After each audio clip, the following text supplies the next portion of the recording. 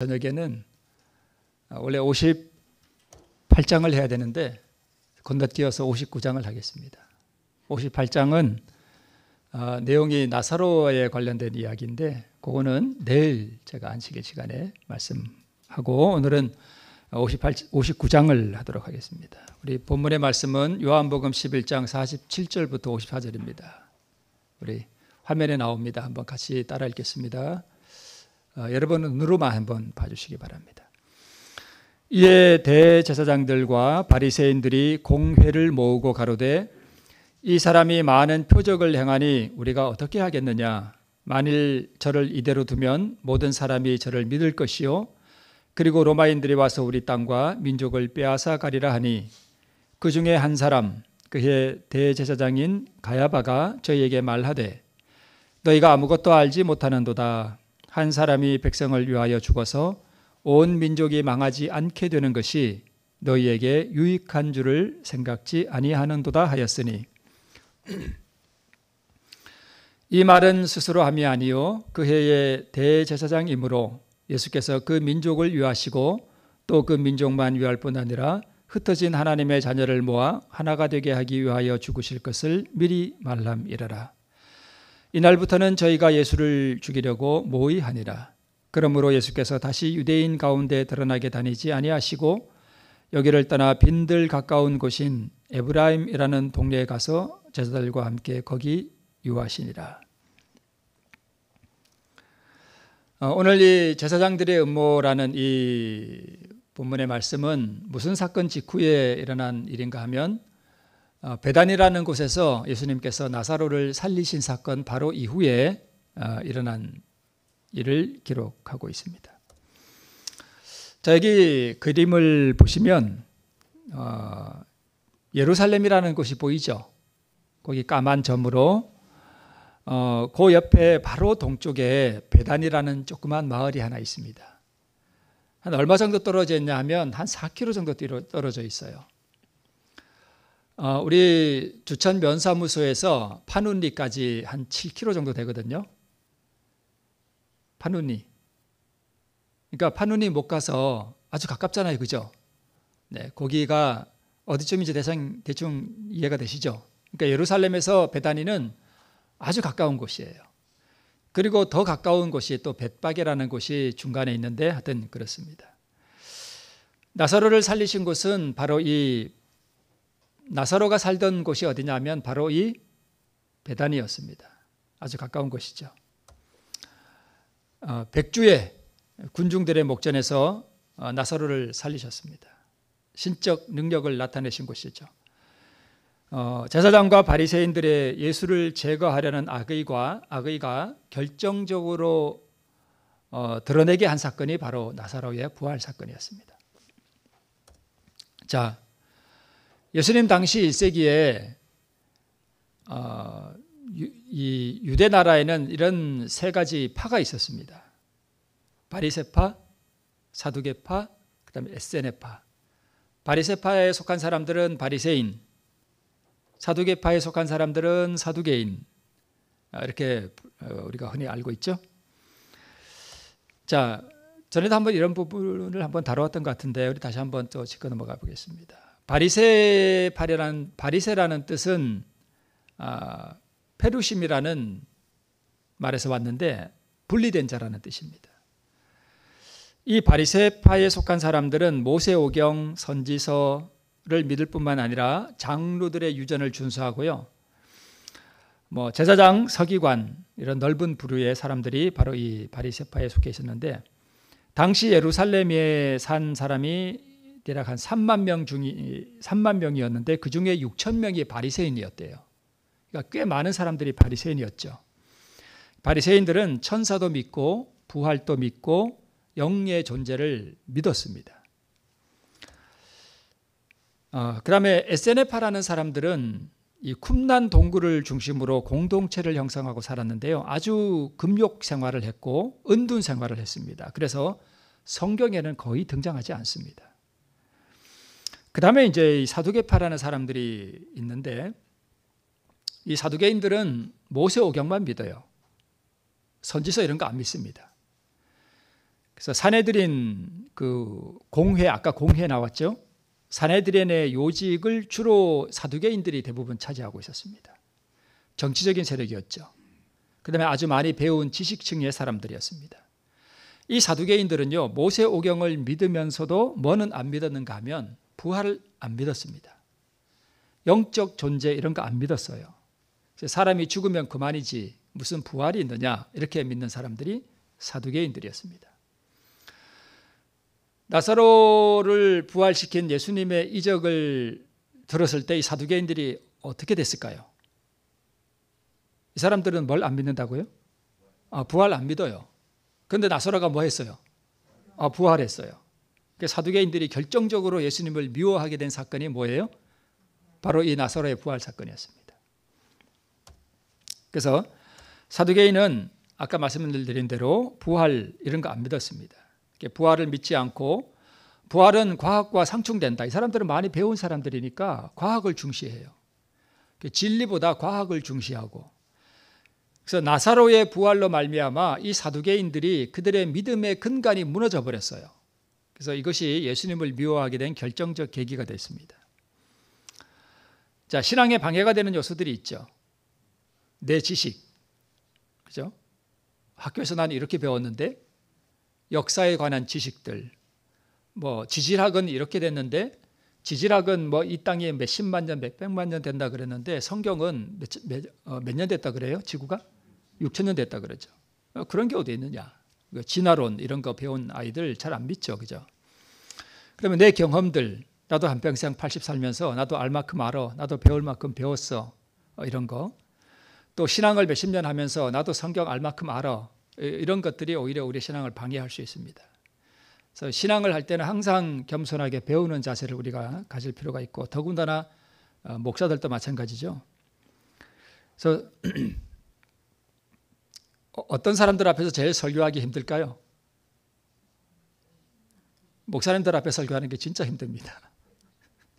많이 배우고 성경 많이 아는 사람들이거든요. 그 앞에 설교하는 게 얼마나 어렵겠어요. 그죠? 이게 나도 알 만큼 알아. 참 그런 사람들 앞에 참 어렵습니다. 자, 이제 사내들인 공회가 이렇게 소집이 됐습니다. 나사로의 부활 사건 때문에 사내들인 회의가 다시 이렇게 소집이 됐어요. 근데 왜 소집이 됐는가 하면 예수님이 안식일을 범한다, 로마의 권위에 도전한다, 새로운 왕국을 건설하려고 한다, 예수의 가마를 없애기 위해서 살인을 모의하게 되었습니다. 백성들은 예수님의 어떤 이적이나 그분의 가르침이 불법한 자의 말이나 그런 사람의 행실이 아니라는 걸 잘 알고 있었죠. 그래서 예수 믿음을 공언하는 자는 이제부터는 출교하기로 결의를 했습니다.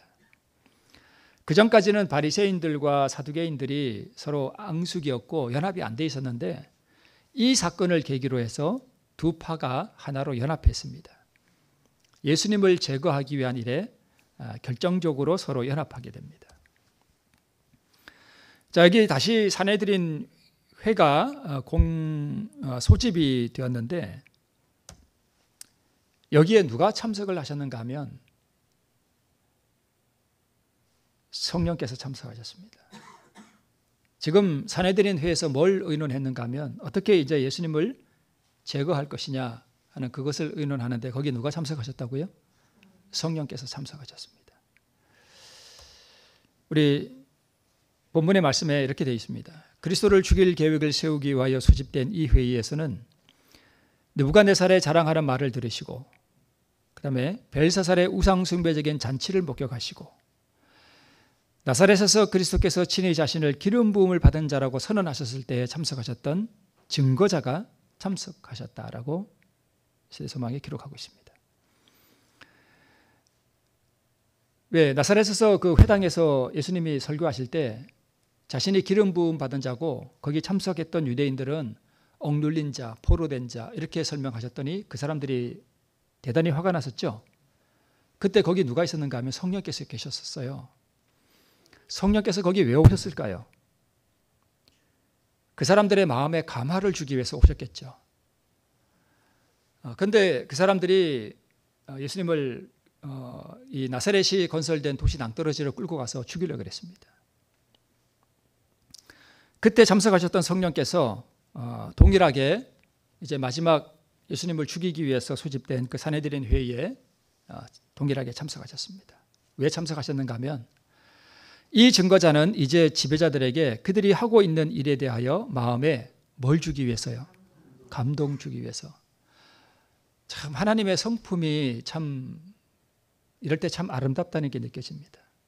지금 예수님을 죽이려고 모인 그 사람들에게 뭘 주기 위해서 오셨대요? 감동 주려고요. 그 다음에 그리스도의 생애 가운데서 일어난 사건들이 그들 앞에 분명하게 떠올라서 그들에게 뭘 주려고요? 경고 주려고. 얘들아, 너희들이 지금 하는 일은 그 잘못된 거야. 너희들은 지금 멸망의 가장자리로 지금 가고 있는 거야. 너희들이 가고 있는 길은 정말 위험한 길이야 라고 그들에게 뭘 해주는 거예요? 경고해 주는 거예요. 그들은 예수께서 12살 난 아이였을 때 성전에서 학식 있는 율법 박사들 앞에 서서 질문함으로 박사들을 놀라게 했던 장면을 회상했대요. 이 기억은 누가 또 넣어줬을까요? 당연히 성령께서 그들의 기억을 새롭게 해주신 거예요. 얘들아, 너들 그때 사건 기억하니? 그러면서 그들의 기억을 다시 떠올리게 만드셨습니다. 성령께서 그렇게 하신 거예요. 계속해서 그리스도에 관한 구약 성경의 기록의 참된 의미가 저희 마음에 번개처럼 떠올랐다. 그러니까 성령께서 가르쳐 주신 거죠. 얘들아, 구약 성경에 이렇게 기록되어 있었어. 그는 베들레헴에서 난다고 미가서에 기록되지 않았느냐. 이사야서에 그가 그렇게 죽는다고 되어 있지 않느냐. 시편의 말씀들, 그 모든 제사 제도에 나타난 어린 양이 죽음에 관한 그러한 것들, 이런 것들이 그들의 마음에 번개처럼 떠올랐습니다. 성령께서 역사하신 거예요. 그런데 성령께서 역사하실 때 그들의 마음이 괴로움과 번민에 쌓였다 이렇게 기록되어 있습니다. 그래서 우리가 어떻게 하겠느냐 하는 부르짖음이 일었고 공회에 분열이 생겼다 그랬습니다. 성령의 감화 아래에서 제사장들과 관원들은 그들이 하나님에 대항하여 싸우고 있다는 확신을 떨쳐버릴 수 없었다. 그러니까 이게 다 성령께서 말씀하시는 거죠. 그들의 마음에다가 얘들아, 너희들이 지금 하나님을 대항하여 싸우고 있는 거야. 너희들의 싸움을 그만둬야 돼 라고 성령께서 그들의 마음에 역사하시는 것이죠. 자, 그러면 여러분, 성령께서는요, 선한 사람이나 악한 사람이나 모두에게 누구는 역사해요? 성령은 역사하셔요. 세상에 악한 사람들도요, 때로는 선한 마음도 품어요. 악한 사람들도요, 길 가다가 불쌍한 사람 보면 동정심이 일어나기도 해요. 그 누가 역사하는 거예요? 성령께서 역사하는 거예요. 그래서 성령께서는 선한 사람이나 악한 사람 모두에게 역사하는 것을 보아서는 성령께서 역사하신다고 사람이 저절로 변화되는 것은 아님을 알 수 있습니다. 성령은 우리를 변화시키는 분이 아니에요. 성령은 우리를 예수께로 인도하는 몽학 선생의 역할을 해요. 어떤 분은 또 이 성령이 몽학 선생이라 그러면 또 오해해서 또 그럴 분이 안 계신가 모르겠습니다. 성령은 우리를 변화시키는 분이 아니고요. 우리를 뭐 만드는 분이래요? 보니까 우리를 죄인 만드는 분이에요. 그게 성령의 역할이에요. 자, 보세요. 공회에 지금 사람들이 뭐 하려고 모였죠? 예수님을 죽이려고 모였죠. 거기 성령께서 그 사람들에게 하신 말씀이 뭐냐 하면 그들이 얼마나 잘못된 길을 가고 있는지를 뭐 해주는 거예요? 보여주는 거예요. 그들이 얼마나 악한 마음을 가지고 있는지를 보여주는 거예요. 그래서 성령께서는 우리를 변화시키는 게 아니라 오셔서 우리의 죄를 책망해 주시는 분이에요. 우리가 참으로 죄인 되었다는 사실을 깨닫게 해주시는 분이에요. 그래서 우리가 참으로 죄인됨을 느끼지 못하는 사람은 뭐가 결핍된 사람인가 하면 성령이 결핍된 사람이에요. 그래서 성령이 우리에게 오시면 제일 먼저 일어나는 반응이 뭐냐 하면 내가 죄인 되었다는 사실을 깊이 알게 됩니다. 그게 성령 받은 사람의 가장 큰 특징이에요. 자, 내가 죄인 되었다는 사실을 깊이 느끼게 되면 그 다음엔 뭐가 필요하다는 걸 또 느끼게 될까요? 당연히 그리스도의 의가 필요하다는 것을 우리에게 깨우쳐 주셔야 해요. 그래서 보혜사가 오시면 죄에 대하여, 의에 대하여, 심판에 대하여 세상을 뭐 한다고요? 책망하신다 그래요. 이게 바로 이런 뜻이에요. 그래서 우리를 변화시키는 분은 성령이 아니라 누구라고요? 그리스도예요. 자, 성령은 누구에게도 역사한다고요? 죄인에게도, 세상에 아주 악한 사람에게도 역사해요. 그 사람들에게 성령이 들어가서 권변하시고 이렇게 하시죠. 그런데 예수님은 누구에게만 계셔요? 의인의 마음속에만 거하시는 게 예수님이에요. 그래서 예수님이 마음에 거하실 때에만 사람이 변화되게 되어 있습니다. 이것도 제가 이제 한번 말씀을 드렸는데 아브라함과 이삭과 엘리에셀이 있죠. 구약 성경에 보면 아버지 하나님 그리스도 성령을 상징해요.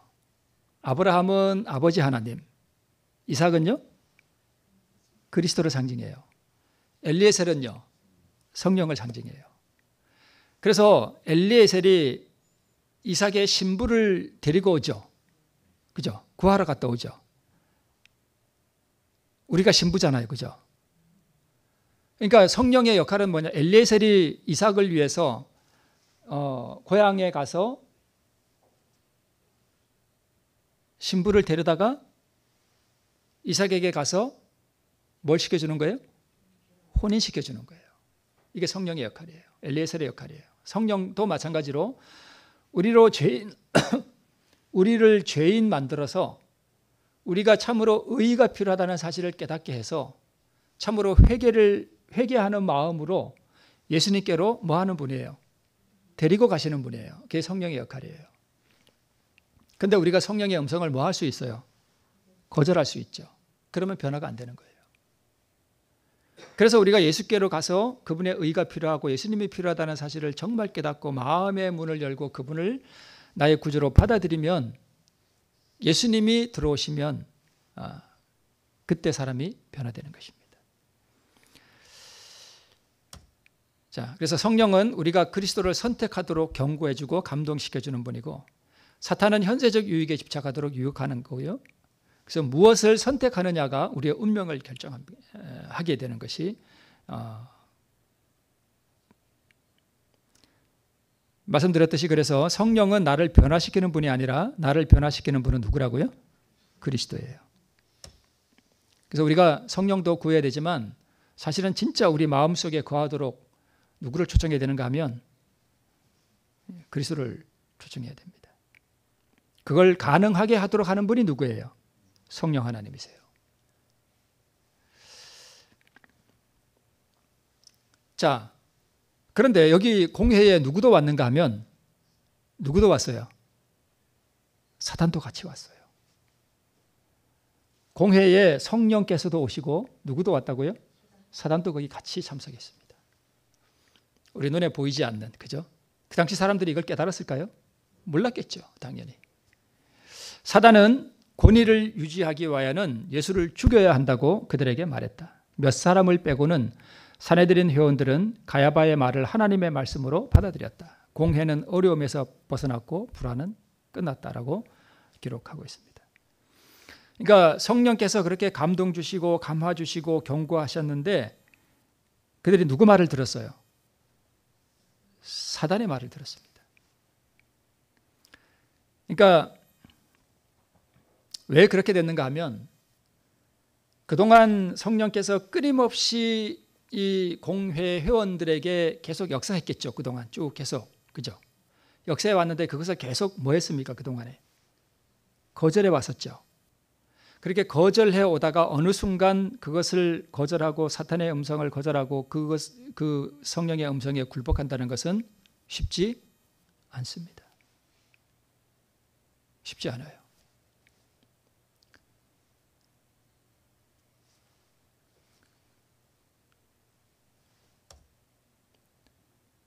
자, 그럼에도 불구하고 그들은 얼마나 기만을 당했던지 스스로 기뻐하였다. 그들은 자신들을 민족의 구원을 도모하고 있는 애국자처럼 생각하였다. 라고 스데스마가 기록하고 있습니다. 그러니까 사단의 음성을 듣고 예수를 죽여서 한 사람이 죽어서 온 민족이 망하지 않게 되는 것이 더 낫다라고 하는 그들의 선택을 하면서 우리는 애국자야 라고까지 기만을 당했다는 것입니다. 회의가 극도로 어려움에 빠졌을 때 대제사장 가야바가 일어섰습니다. 앞으로 조금 돌아가면, 자, 가야바가 누군가 하면, 가야바는 바로 앞에 제사장이 누구였는가 하면 안나스예요. 안나스라는 대제사장이 있었는데, 가야바는 누구냐 하면 안나스의 사위가 돼요. 사위. 그러니까 안나스의 딸과 가야바가 혼인을 했습니다. 그래서 가야바는 사두개인이었고, 아까 사두개파, 부활을 믿지 않는, 이 가야바의 본명은 요셉이에요. 가야바는 별명입니다. AD 18년부터 36년까지 대제사장직을 수행했습니다. 예수님 돌아가시고 난 다음에, 부활하시고 난 다음에도 더 있었죠. 대제사장으로. 그래서 예수를 체포하기 위한 그 당시 공의회의 의장 역할을 바로 이 가야바가 했습니다. 가야바는 이렇게 기록하고 있습니다. 뭘 연구했대요? 여러분, 우리가요, 성경 부지런히 읽고 예언 연구 잘 하면서도 뭐 할 수 있어요? 네, 예수님을 죽일 수 있습니다.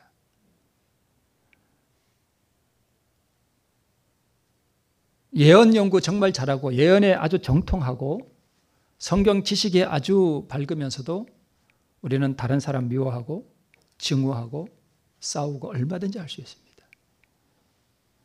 가야바는 예언을 아주 잘 연구하는 사람이었어요. 그런데 비록 그 예언의 참 뜻을 알지 못하였을지라도 큰 권위와 확신을 가지고 이렇게 말했습니다. 너희가 아무것도 알지 못하는도다. 한 사람이 백성을 위하여 죽어서 온 민족이 망하지 않게 되는 것이 너희에게 유익한 줄을 생각지 아니하는도다. 그러니까 가야바는 나쁜 의도를 가지고 예수를 제거하기 위해서, 그죠? 나쁜 의도를 가지고 예수님 한 사람을 죽여서 민족이 망하지 않게 되는 것이 더 낫지 않냐. 큰 나라와 민족을 위하는 것처럼 얘기했지만 사실 가야바의 말은 또 다른 측면에서 보면 예수님의 사명을 이야기하는 거였어요. 그죠?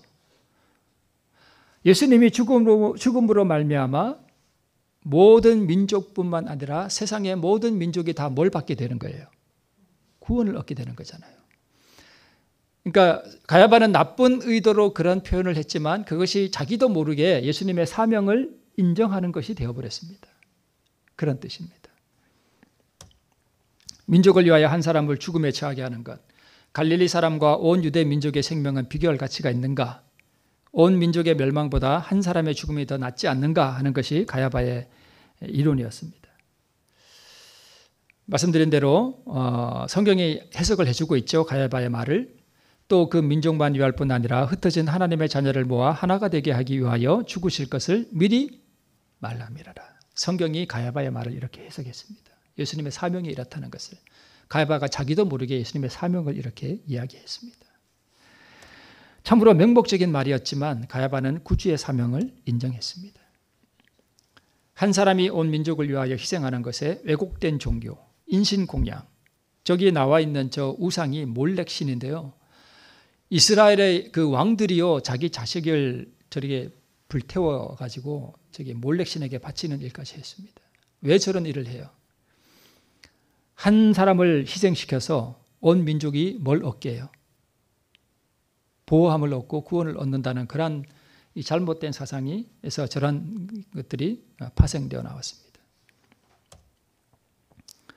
말씀드린 대로 아까 이 공회에 성령을 상징하는 비둘기 그림이 있죠.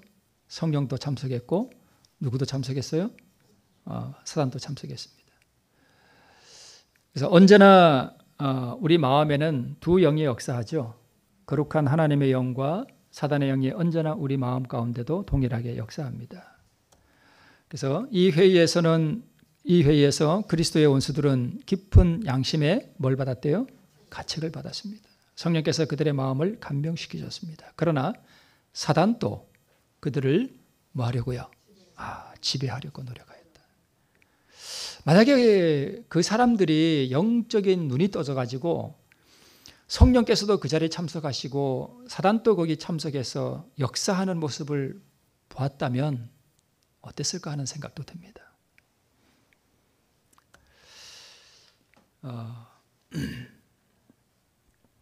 그리스도는 그들의 의를 얼마나 적게 존중하셨던가. 그분은 하나님의 자녀가 되고자 하는 모든 사람들이 소유해야 하는 훨씬 더 큰 의를 제시했습니다.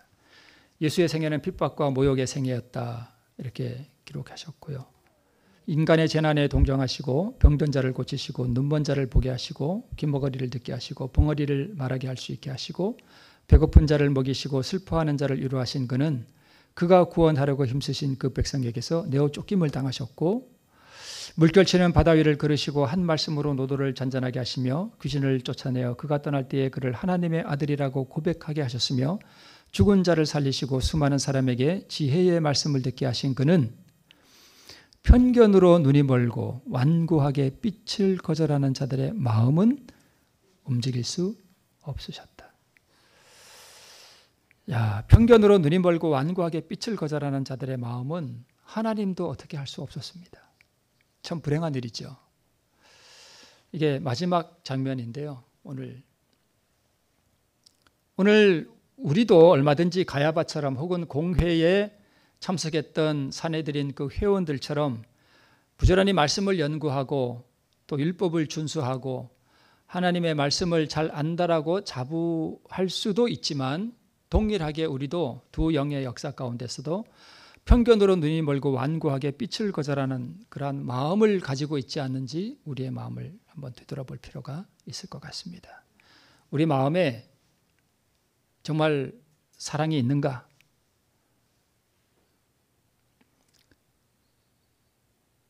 만약에 우리 마음 가운데 그리스도의 영이 거하지 않으면 이게 동일한 거예요. 공회의 사람들이 예수를 제거하려고 그랬죠. 동일하게 우리도 이렇게 뭐 잘못하는 사람들 이렇게 뭐 그런 것만 이렇게 보이고 이렇게 좀 그런 마음이 있죠. 왜 그런 마음 가지고 이렇게 내 이웃을 바라본다면 그게 바로 다른 영이에요. 그죠?